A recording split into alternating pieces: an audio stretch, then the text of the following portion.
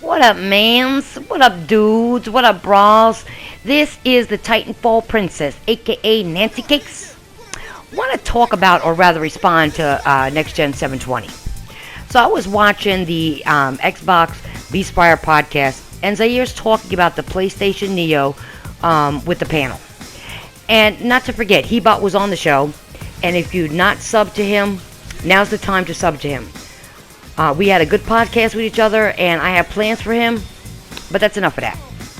Anyway, towards the end of the show, Next Gen asked the panel, what do you want to see from the next Xbox and PlayStation?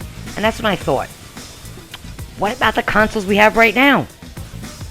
Now I realize that Next Gen is a tech person, but the thing is, all this Xbox and PlayStation talk bothers me for one reason.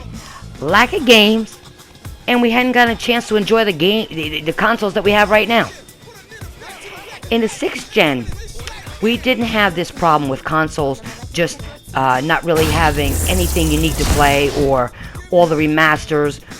We had games, and more games, and more games, and more games to play. And now we talk power. Patches releasing for games. DLC after DLC. Exclusives being shown off 3 years and not getting release date. And then when they are released, you can finish in less than 5 hours. I'd say less than 3 hours, some of them. Well, the game isn't the game we were all excited about because it was shown off to us just to drag us in. Now I remember watching BGST since day one. Back when people like John Doe, Mushmouth, Nate Gamer, Showstopper, and Fifth Wheel Crap Gamer were part of the podcast. Back when it was called Small Talk for Big Gamers. Back when E3 was actually worth watching for the most part.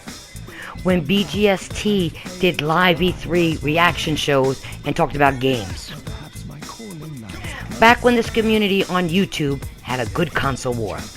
And by good console war, I mean when you didn't make excuses for your consoles, or our consoles, underperforming.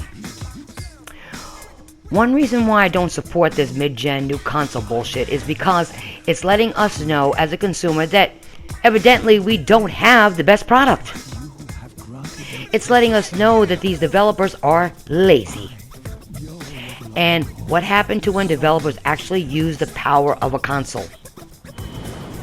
I said it the other night. Developers haven't used the full power of the Xbox One or the PlayStation 4 at all. Gran Turismo 4 on PS2 was 1080i game. 1080i on the worst 6th gen console. And the Sega Dreamcast was doing 60 frames per second back when it wasn't something we as gamers even asked for. We didn't ask for that shit. But it was doing it.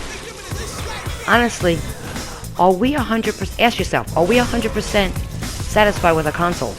Are we even 100% satisfied with the games?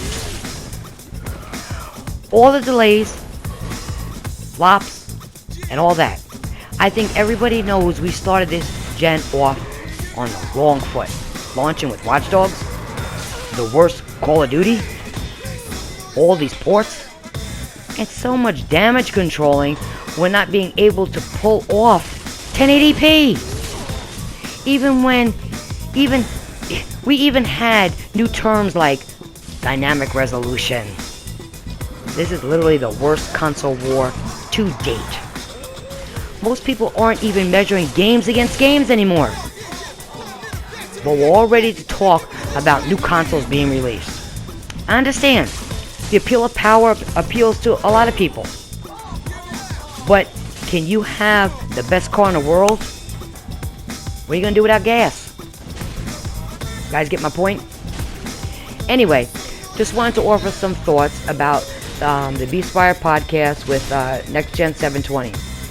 I like the podcast, but I did promise a response video. So that's what I'm doing. I hope to all the people that listen to this actually get something out of it. Sometimes we're too much at each other's throats, and it distracts us from focusing on what's real. And again, what's real this gen is we need games. We spent $400 to $500 for these consoles, but can't come up with a legit 4 or 5 reasons why we actually like them. I just like to keep 100. And as I always say, bang bang, you know you love me. This is the Titanfall Princess signing out, aka Nancy Cakes. Like, favorite, comment, and subscribe. Later.